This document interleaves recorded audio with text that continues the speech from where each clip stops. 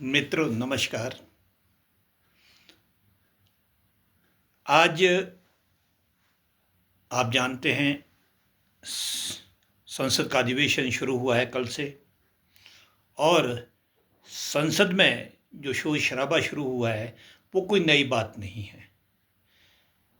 पिछले काफ़ी समय से भारत में ये चलता चला जा रहा है, ना केवल लोकसभा राज्यसभा में बल्कि राज्य की विधानसभाओं में भी ये चीज़ें काफ़ी तौर पर देखी जा रही है, जहाँ पर विपक्षी पार्टियाँ सत्तारूढ़ दलों का जो है सत्तारूढ़ जो पार्टी होती है उसकी बातों को सुनने को तैयार नहीं होती और नित्य नए मुद्दे उठाती रहती है। आजकल आपने देखा होगा एसआईआर का मुद्दा है। एसआईआर के मुद्दे पर चर्चा हो रही है। उससे पहले वोट चोरी की बात आई थी, उससे पहले कभी राफेल की बात आई थी, कभी अदानी की बात आई थी, कभी जीएसटी की बात आई थी, कभी नोटबंदी की बात आई थी। तरह तरह के मुद्दे जो है जिस पर जो है लोकसभा में जो है राज्यसभा में कार्रवाई स्थगित होती रही है और हाथापाई तक की नौबत भी आई है। और काफ़ी समय पहले तो एक दल के नेता ने अपने ही दल के द्वारा पास अध्यादेश को ही फाड़ दिया था। वो कोई सदन नहीं, सदन के बाहर की बात थी। तो ये लोकतंत्र के लिए अच्छी बात नहीं है। विपक्षी दल जो होते हैं, विपक्षी दल का कार्य बहस में भाग लेना, बहस की बात करना और जो चर्चा का समय होता है उसी हिसाब से क्वेश्चन जो करने का समय होता है उस तरह से उनको प्रश्न पूछने चाहिए। समय होता है एक सूचना दे देनी चाहिए कि ये मुद्दा उठाना चाहिए, लेकिन ऐसा भी है कि क्वेश्चन आवर में उसको स्थगित भी किया जा सकता है कि अगर कोई दल कोई किसी विषय पर विशेष पर चर्चा चाहता है। लेकिन एसआईआर का मुद्दा मेरे हिसाब से कई राज्यों में जो है ये लागू लगभग हो चुका है। कई जगह में इसके जैसे बिहार में है या अन्य स्टेटों में है, एसआईआर के थ्रू जो है कार्रवाई हो चुकी है। अब एसआईआर रुकने वाला नहीं है, क्योंकि एसआईआर अगर रुकता है तो उससे क्या होगा, उससे जो है अब और स्टेटों के लिए डिफरेंस हो जाएगा। डिफरेंट स्टेटों के लिए डिफरेंट स्थिति नहीं हो सकती, ऐसा भी बात है। लेकिन बिहार के चुनाव ने ये साबित कर दिया है कि जो एसआईआर की प्रणाली रही है, एसआईआर का जो सिस्टम रहा है, बिल्कुल एक प्रकार से बिल्कुल सही जो है उसने आंकड़े जो है इलेक्शन कमीशन को दिए हैं और सही तौर पर जो है लोगों के नाम उसमें दर्ज हुए हैं। कोई ऑब्जेक्शन नहीं आया है। एक आधा ऑब्जेक्शन तो हमेशा ही आता है, क्योंकि जब भी समय समय पर भी इसमें विसंगतियां होती है इसको दूर किया जाता है। लेकिन एसआईआर का मुद्दा जो है ये बहुत पहले से जो है ये चीज़ें चलती आ रही है इस देश में। ऐसा नहीं है कि जो मर जाते हैं, जो इमिग्रेंट्स हैं, इमिग्रेंट्स को नेशनलिटी होनी चाहिए, या क्या कहते हैं जो यहाँ एक स्थान को छोड़कर दूसरे स्थान को चले जाते हैं या किसी की विवाह इत्यादि हो जाते हैं कि इनके नाम नहीं कटते, या डुअल जो सिस्टम है जो डबल किसी के नाम होते हैं उनको काटना पड़ता है, वो सिस्टम जो है आधार प्रणाली के तहत जो है इसको जोड़ा जाता है। तो ये आमतौर पर ये प्रक्रिया हमेशा रही है। आधार क्योंकि ये अभी आए हैं, ये सारी सिस्टम अभी आए हैं, जो चीज़ें उसके लिए जोड़ी गई है वो अभी आए। आधार एक प्रकार से नेशनलिटी का मुद्दा नहीं है, क्योंकि ये पूरे जो है नेपालियों के लिए भी और दूसरे के लिए भी आधार कार्ड बनते हैं ताकि इसमें रजिस्ट्रेशन रहे। लेकिन जो मूल प्रमाण पत्र होते हैं वो प्रस्तुत करने पड़ते हैं, जिससे उसकी नेशनलिटी जो है वो एक प्रकार से वेरीफाई बीएलओ करता है। उसके बाद इलेक्शन कमीशन का काम होता है, उसको करता है। तो ये सारी प्रक्रिया जो है एक सिस्टम के तहत होती है। और जो अधिकारी होते हैं, जो कर्मचारी होते हैं, वो कोई ऐसे कर्मचारी नहीं होते कि जो भेदभाव करेंगे। जो उनको प्रक्रिया या जो उनको प्रोफॉर्मा दिया जाता है उसी के तहत वो कार्रवाई करते हैं, उसी के तहत हो जाते हैं। एक एक ट्रांसपेरेंट जो है मुद्दा है, सबके सामने जो है एक पारदर्शिता से एक फॉर्म दिया जाता है, उस फॉर्म के थ्रू आपको अपने सबमिशन देनी पड़ती है और सबमिट करना पड़ता है। इसमें कोई जो है गलत नहीं है। लेकिन फिर भी कोई गलत मानते हैं, इसके लिए चर्चा होनी चाहिए, ये मैं भी मानता हूँ, चर्चा होनी चाहिए। लेकिन इसमें सुधार की गुंजाइश है नहीं। और लेकिन अब अगर विपक्ष की हम बात करें, खासकर लोकसभा की हम बात करें, तो विपक्ष जो है, विपक्ष तो कोई भी बात अगर बोलें तो वो मानने को तैयार नहीं होगा। ये हमने बहुत देख लिया है। ये कोई कांग्रेस की बात नहीं है, समाजवादी की बात नहीं है, या दूसरे जो इंडिया गठबंधन के जो दल हैं उनकी बात नहीं है। लेकिन जहाँ पर दूसरी पार्टियां भी रूल कर रही है, वहाँ बीजेपी का भी यही हाल देखने को मिलता है विधानसभाओं में। ये हमने नोट किया है। तो ये स्वस्थ लोकतंत्र के लिए अच्छी बात नहीं है, क्योंकि लोकतंत्र का जो मतलब है लोगों का, एक प्रकार से अब्राहम लिंकन की अगर हम बात करते हैं, government of people by the people for the people, लोगों द्वारा चुनी हुई सरकार, लोगों के लिए सरकार, जो उत्तरदायी सरकार है, लोगों की सरकार, ये उन्होंने कहा था। और जनता की जब सरकार है तो जनता के प्रति जवाबदेही है, चाहे वो विपक्ष है वो भी जनता ने चुना है, चाहे वो पक्ष है वो भी जनता ने चुना है। दोनों ही जनता के लिए जवाबदेही होती है। विपक्ष में जो बैठता है उसका काम है जो संसद में या विधानसभा में बहस करे, और बहस द्वारा जो है सही तौर पर अपनी बात रखे, अपने क्षेत्र की बात रखे, देश की बात रखे, और जनता को सही स्थिति से अवगत कराए। जनता अब गरीब नहीं रही, जनता अब अनपढ़ नहीं रही। देश की बहुत सारी जनता अब पढ़ी लिखी है। देश की जनता आर्थिक स्थिति भी काफ़ी अच्छी है। कई जगह ये खराब स्थिति है, हम मानते हैं, कोई बात नहीं है। इसका कारण क्या है? एक्स्ट्रा बर्डन जो पॉपुलेशन का हो रहा है, जिसकी तरफ कोई ध्यान नहीं दे रहा है, और तुष्टीकरण की राजनीति सभी कर रहे हैं। ये तुष्टीकरण की राजनीति एक देश के लिए बहुत खतरनाक साबित होगी। इस तुष्टीकरण की राजनीति से राजनीति पॉपुलेशन बढ़ रही है, पॉपुलेशन बढ़ने की तरफ कोई ध्यान नहीं दे रहा है, और इसके मूल कारणों को ध्यान नहीं दे रहा है। अभी जो हिंदू मुस्लिम जो भेदभाव की स्थिति पैदा हो रही है देश में, ये मुझे लगता है ये गतिरोध जो संसद में हो रहा है, ये इसका मूल कारण यही है। अब मैं ज़्यादा तो नहीं कहता, क्योंकि मैं आपको बता दूं कि इस्लाम क्या है, इस्लाम की स्थिति क्या है, इसका पूरा पढ़ाई की है मैंने। मैं ऐसा नहीं बोलता मुझे ज्ञान प्राप्त है, लेकिन मैंने बहुत पढ़ाई की है।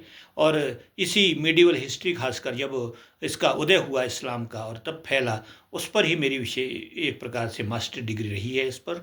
तो मुझे पूरा पता है कि इस्लाम जो है, इस्लाम का एक ही काम है कि विश्व में जो है सर्वोपरि धर्म बनना, और सर्वोपरि धर्म, सबसे ज़्यादा धर्म, और बड़े आंकड़े बता रहे हैं कि 2050 में इस्लाम जो है विश्व का नंबर 1 रिलीजन हो जाएगा, क्योंकि अभी ईसाई धर्म है, ईसाई धर्म को पीछे छोड़ते हुए इस्लाम आगे बढ़ जाएगा।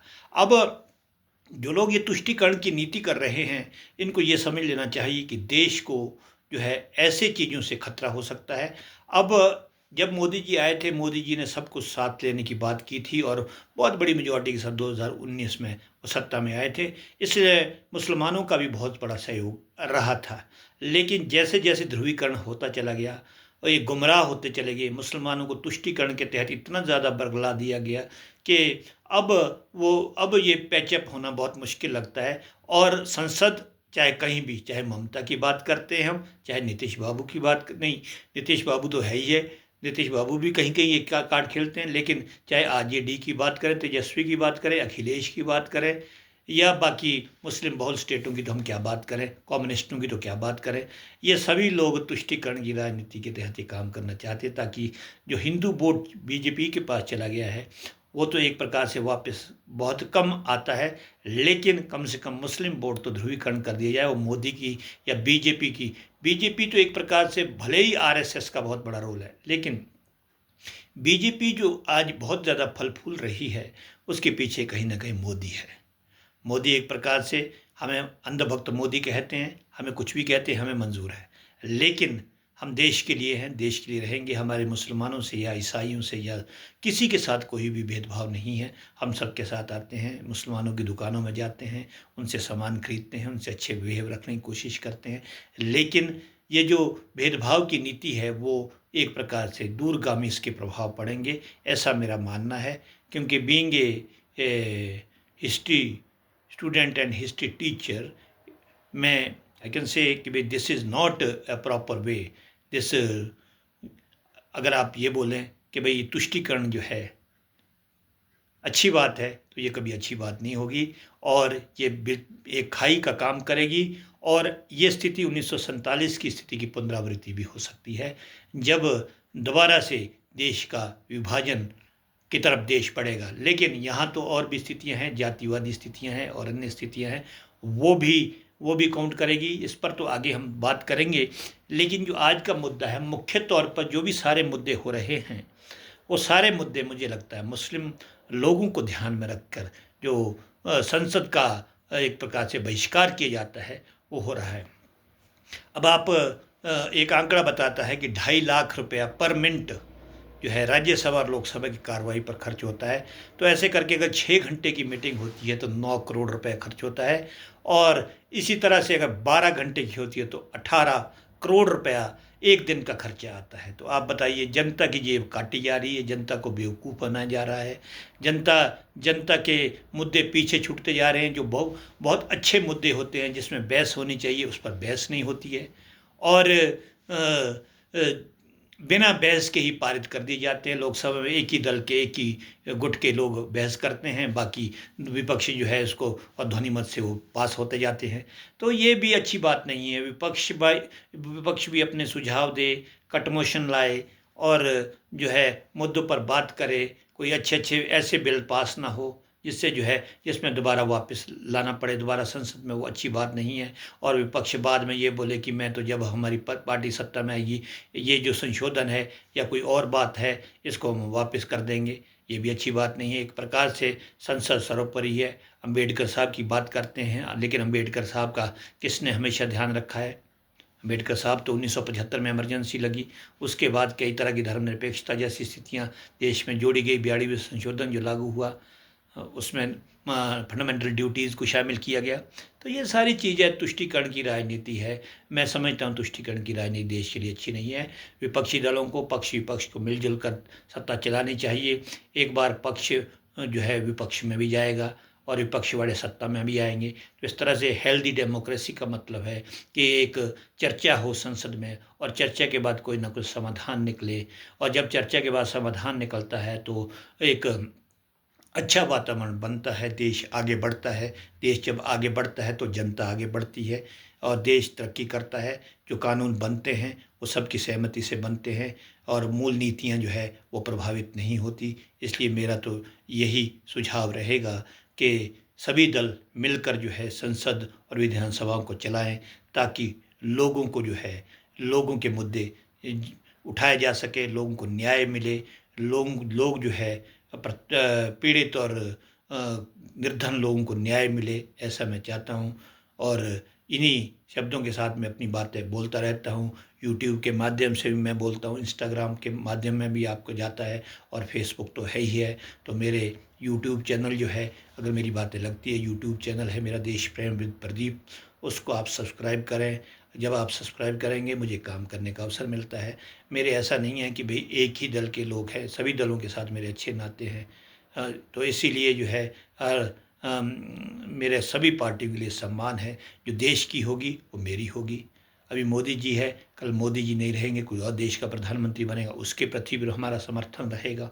तो ये बातें नहीं है। कई लोग बोलते हैं कि भाई हाँ जी आप तो सीधी एक तरफी बात करते हैं। एक तरफी बात मैं नहीं करता।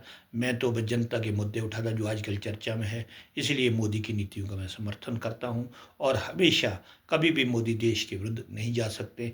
ये मैं पूरे देश को विश्वास दिलाना चाहता हूँ, क्योंकि एक राष्ट्रभक्त होते हुए मुझे में ये शक्ति भी है कि मैं जो मैया का और शिव जी का एक भक्त हूँ। मुझे पूरा विश्वास है कि मोदी राष्ट्रहित की बात करेंगे, और जो आगे आएगा अगर वो भी राष्ट्रहित की बात करेगा तो निश्चित तौर पर हमारा अपना होगा, देश को वो भी आगे ले जाएगा।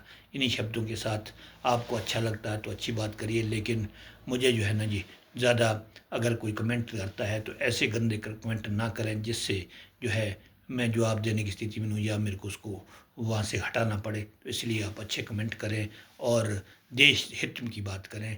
आपका बहुत बहुत धन्यवाद जो आप मेरी बात सुनते हैं। भारत माता की जय।